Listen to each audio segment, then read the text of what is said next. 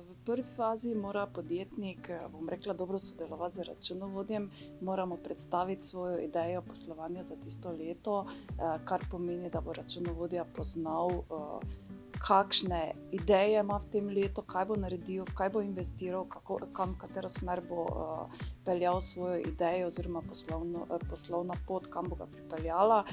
Saj na tej osnovi lahko recimo pol dober računovodja ali pa svetovalec oceni, kaj bi mu sploh prišlo prav glede optimiranja poslovanja in davkov. Saj če vemo že nekje sredi leta, da bo se vlagali v razvoj ali pa nakup nove opreme, že lahko oceni, kakšen bi ta bil vpliv na konec leta na poslovanje, recimo če je to ugoden davčni rezultat. Pol recimo, če zaposluje nove zaposlene med letom, je dobro preveriti, kakšen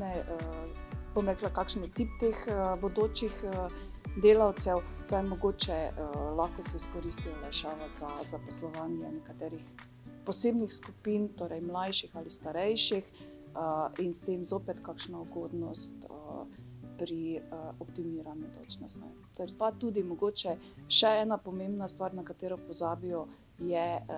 katere računovodske usmeritve se bodo uporabljale pri vrednotenju oziroma vodenju poslovnih knjig, ker jih je potrebno že izbrati nekako v začetku leta ali pa tekom poslovanja,